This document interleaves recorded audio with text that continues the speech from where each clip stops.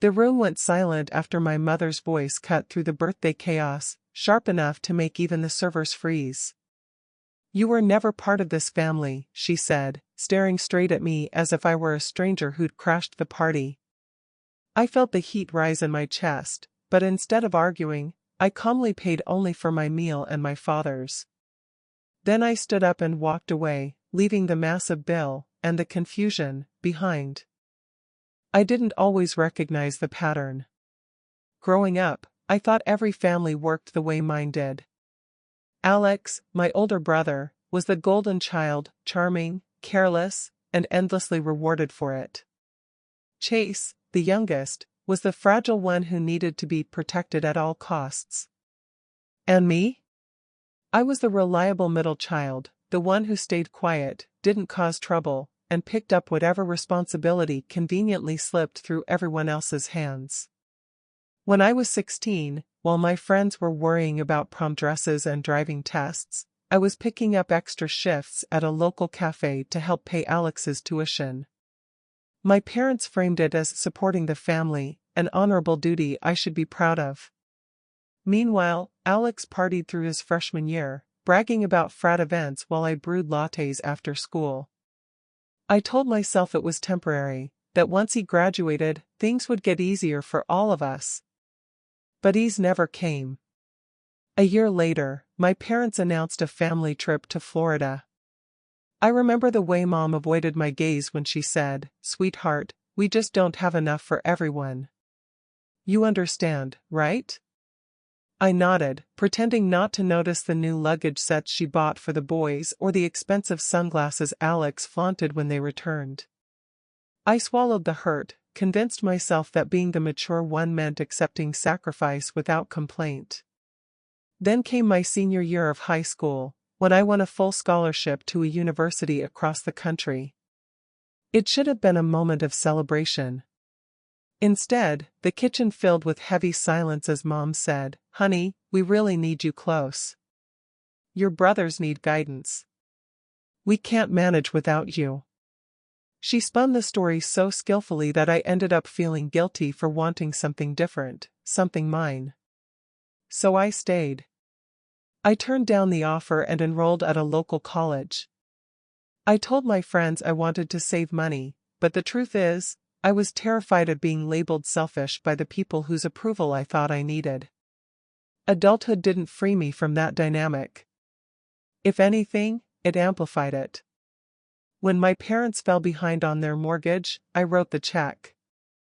When Alex convinced himself he could run a bar despite having zero business sense, I co-signed his loan, because he insisted no one believed in him except me. The bar closed in 8 months. The debt? Mine. Chase wasn't any better. His credit cards overflowed with unnecessary purchases, impulsive get-rich-quick investments, and late-night shopping sprees.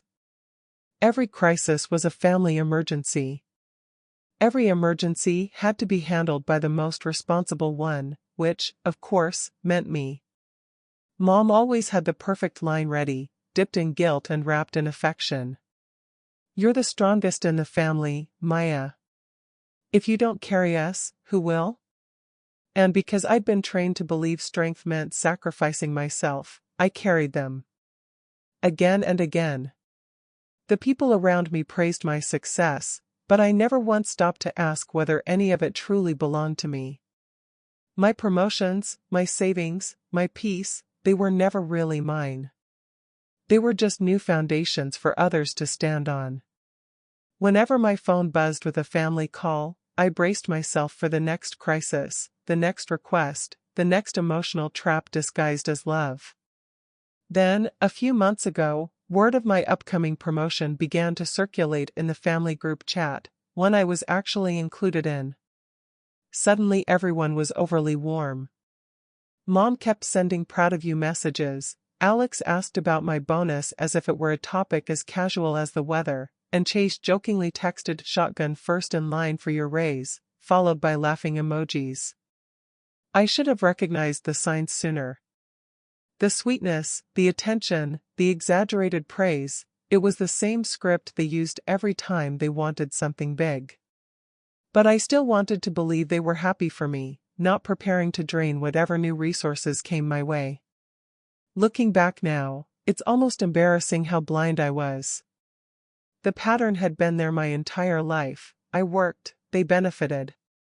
I succeeded, they found ways to turn that success into their safety net. And I let them, because somewhere deep down, I believed love had to be earned.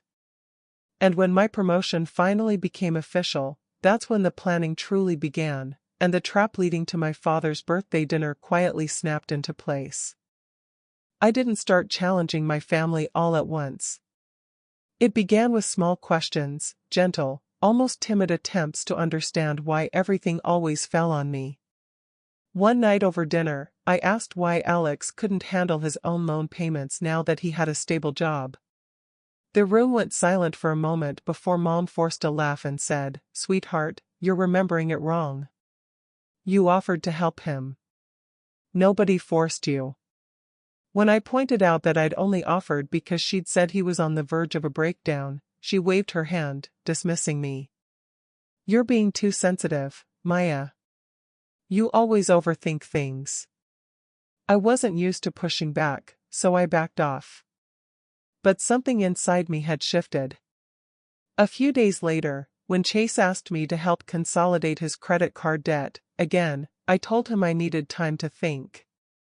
He reacted as if I'd betrayed him. "Wow. So that's the kind of sister you are now? Ever since you got that promotion, you act like you're better than us." Mom chimed in immediately, her voice full of exaggerated disappointment. "Family is everything, Maya. Or did you forget where you came from?" Those words lodged in my chest like splinters. I realized then that any attempt to establish boundaries would always be twisted into ingratitude. And the worst part?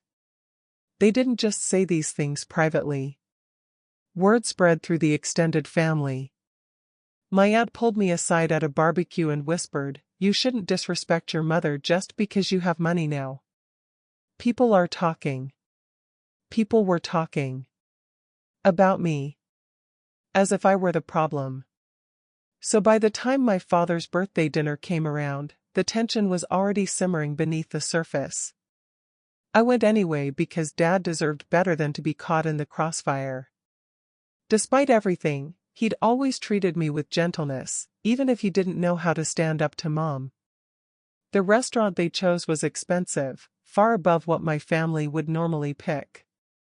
The table was long and decorated with gold accents, the kind of place you go to celebrate major milestones. Mom was glowing with pride, and not the good kind, the kind that signaled she had orchestrated something. I arrived with a neatly wrapped box, the vintage watch Dad had mentioned wanting when I was 10. It had taken months to find it, and I'd hoped it would make him smile like he used to when I was younger. When he opened it, his face lit up exactly as I imagined. He hugged me tightly, whispering, "You didn't have to do this." But then Mom reached for the box. She examined the watch, turned the price tag over like she was checking for cracks, and her expression shifted instantly. Her voice came out cold, sharp enough to slice through the clinking glasses and soft music. "Really, Maya? This is what you think he needs? Showy, flashy nonsense?" The table fell silent. I tried to explain that it was meaningful, that Dad had always wanted one. She cut me off. "You just love showing off, don't you? Buying your way into affection." She looked around the table as if seeking agreement. "Honestly, sometimes I wonder if you're even part of this family." My breath caught. For a second, I wasn't sure I heard her correctly. But the stunned faces around me confirmed it. She had said it. Loud enough for everyone, including the waitstaff, to hear. Alex avoided my eyes. Chase smirked behind his glass. My aunt whispered something into my uncle's ear, and they both shook their heads like I had done something shameful. I felt a wave of heat climb up my neck. Shock first. Then humiliation. Then something deeper, something breaking free. I opened my mouth, but no words came out. Not because I didn't have anything to say, but because I knew nothing I said would matter. In that moment, I understood fully, they weren't going to see me as anything other than a source of money. No gift, no sacrifice, no loyalty had ever been enough. Then came the final blow. When the waiter discreetly placed the bill on the table, Mom slid it toward me with an expectant smile. "Go on," she said, as if talking to a child. "It's tradition. The most successful one pays." Tradition. That was the word she used to justify stripping me of dignity. I stared at the bill, the numbers swimming in front of me, and realized this had nothing to do with family. This was a transaction, one they expected me to complete without question. I took a slow breath, picked up my card, and said calmly, "I'll cover my meal and Dad's." A ripple of shock traveled around the table. Mom's face froze in disbelief. Before anyone could recover, I stood, pushed in my chair, and walked away, my father's watch box still open on the table and the enormous bill resting squarely in front of the people who believed I owed them everything. I had barely made it to my car after the disastrous birthday dinner when my phone buzzed. It was a message from my cousin Nina, someone who'd always stayed neutral in family matters. Her text read, "You need to see this before they delete it." Attached were screenshots, dozens of them, taken from a group chat I had never been included in. The first one hit me like a slap. Mom had written, "Make sure the restaurant is expensive enough. Maya won't say no. She never does." Below it, Alex replied, "Good. If the bonus is as big as she says, she can cover the whole night." Then Chase added, "Call dibs on whatever she doesn't use. I need to clear my credit cards, lol." My stomach twisted. They were discussing my promotion bonus as if it were a family asset to be distributed. Then came the worst part, screenshots showing Mom coaching them. "If she hesitates, guilt her. Say she's changed. Say family sticks together. She falls for that. Remind her what we did for her as a kid. Doesn't matter if it's true." I felt physically sick. All the little moments I had brushed aside, the guilt trips, the emotional ambushes, the sudden sweetness when I earned more, clicked together like puzzle pieces forming a horrifying picture. It wasn't spontaneous. It had always been deliberate. For the first time in my life, I let myself say it, they were manipulating me. That realization pushed me to book a therapy appointment. I didn't know what to expect, I only knew I couldn't continue living in the same emotional loop. During the second session, after I recounted everything from childhood to the birthday dinner, my therapist looked at me with an expression I didn't recognize, gentle, but firm. "Maya," she said, "your family is not treating you with love. They're treating you as a resource." I felt my throat tighten. Hearing it out loud made it undeniable. "You're not imagining things. You're not too sensitive," she continued. "You've been conditioned to believe that love must be earned through sacrifice. That's not normal." I cried during that session, out of grief, out of anger, out of sheer exhaustion from years of carrying a weight I never volunteered for. Around this time, I ran into Ethan at a cafe near my office. We hadn't talked since things ended between us, mostly because my family had always gotten in the way. He asked how I was, and for once, I didn't pretend everything was fine. I told him the truth. He listened quietly, then said something that stunned me with its honesty. "They're taking advantage of you because you let them. But you don't have to keep letting them." His words weren't meant to hurt. They were meant to free me. And in a strange way, they did. Ethan became the one voice reminding me that my pain was real, and that I didn't owe anyone my life just because we shared blood. But my family wasn't done. Not even close. 2 weeks after therapy started, Mom called me in tears, saying Dad needed emergency spinal surgery. The urgency in her voice was so intense that for a moment, the old version of me resurfaced, the one who rushed to help without question. But something felt wrong. She couldn't name the hospital. She couldn't spell the doctor's name. Alex and Chase kept texting me, urging me to send money immediately, but none of them could provide basic medical details. The pieces clicked. This wasn't a crisis. This was their last attempt to squeeze something out of me while I was emotionally vulnerable. And that was my clarity moment. For the first time ever, I decided I would not act out of fear, guilt, or obligation. I needed the truth, from my father, from myself, from all of them.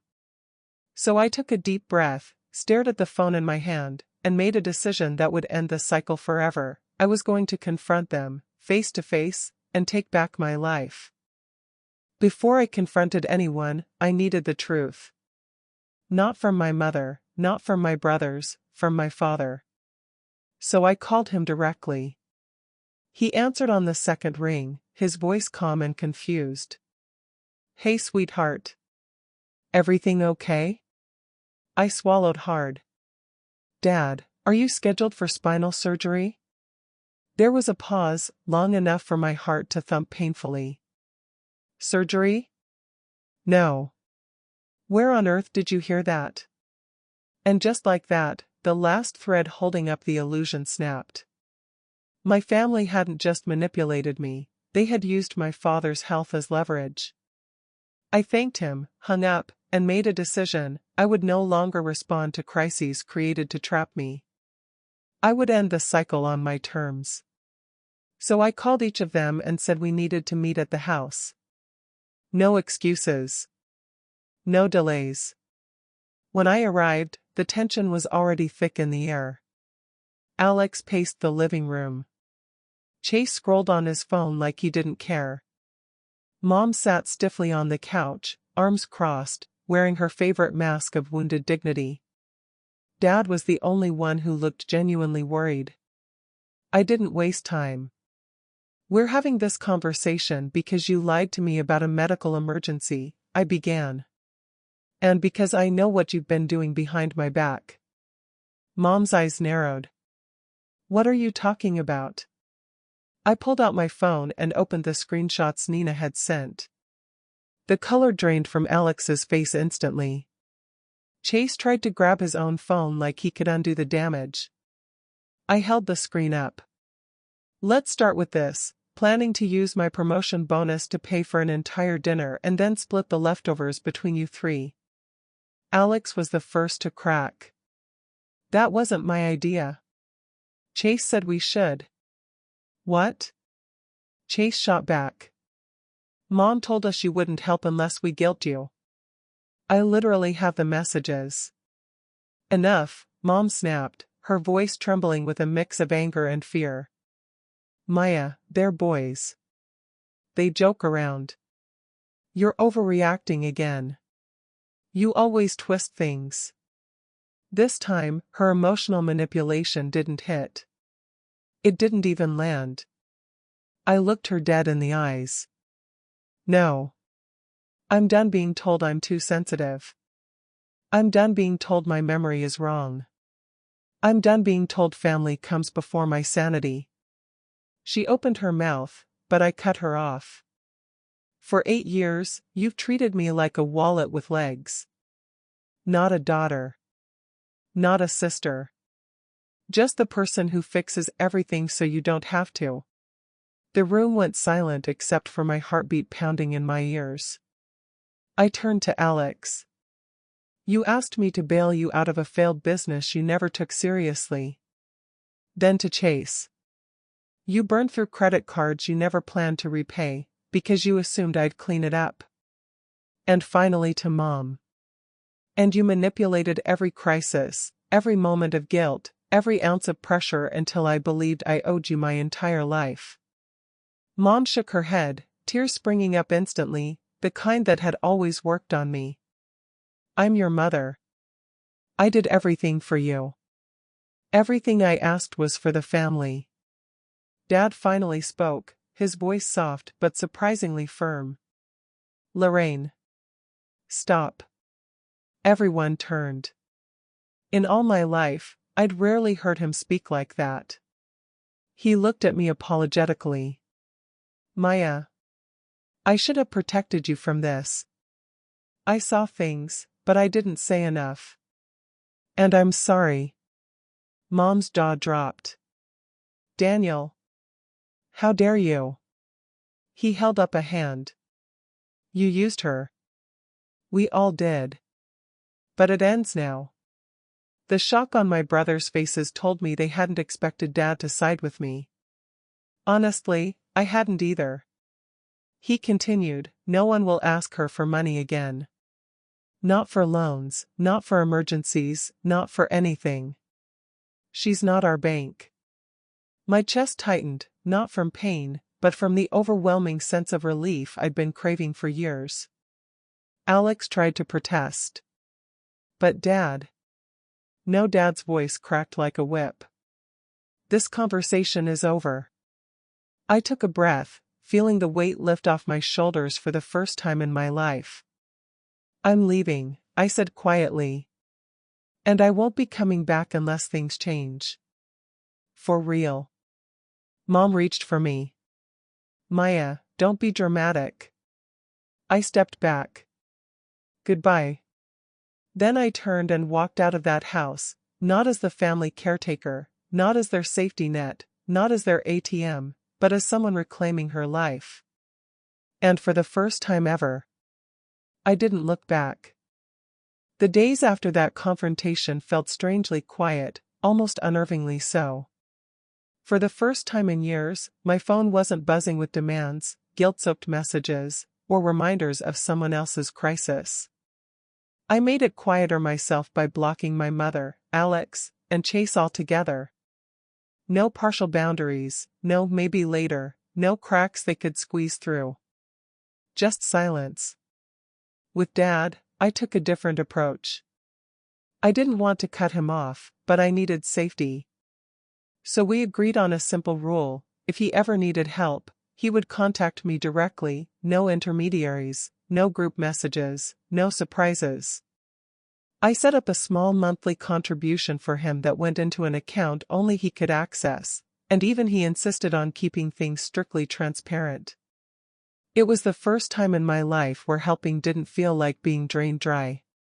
Meanwhile, my promotion became official, and for once, I got to celebrate without worrying who would twist it into an opportunity. I poured my energy into work, relearning what it felt like to have goals that belonged solely to me. That sense of pride, unfiltered by guilt, felt like oxygen. With my newfound freedom, I finally booked the trip I'd postponed for years. I spent 2 weeks wandering through Santorini, Rome, and the Amalfi Coast, waking up when I wanted, spending my own money on experiences that filled me instead of hollowing me out. I remember standing on a balcony overlooking the caldera, feeling the sun on my face, realizing I wasn't responsible for anyone's survival but my own. Somewhere between those sunrises and long, peaceful nights, I let myself reconnect with people who made me feel whole again. Ethan and I spent hours talking when I got home, really talking, not the fragmented, anxious conversations of our past. Whether we end up together or not, he reminds me what healthy support looks like. And then there's Luca, someone new, someone gentle, someone who sees me as a person, not a provider. For once, I'm letting relationships grow without the shadow of my family's needs hovering overhead. The most surprising part? The lightness. The relief. The way my shoulders sit lower now, how I breathe deeper, how I walk into my apartment without feeling like I owe the world something. Back at home, I know my absence has left a vacuum. Without me to carry their weight, my family has had to face the consequences of their own decisions. They've lost their fixer, their buffer, their ATM. And while part of me aches for what could have been, a bigger part knows, this is the balance they created. And I, finally, am living a life that's mine. In the end, I learned that revenge isn't always about striking back. Sometimes, the most powerful revenge is simply walking away and choosing yourself after years of being taken for granted. True family, blood or not, is built on respect, not obligation, and certainly not manipulation. If my story reminds you of something you've lived through, I hope you know you're not alone. Share your experience in the comments. Your voice might help someone else find their courage too. And if these stories speak to you, make sure to subscribe so you don't miss the next deep, honest look into another family revenge story.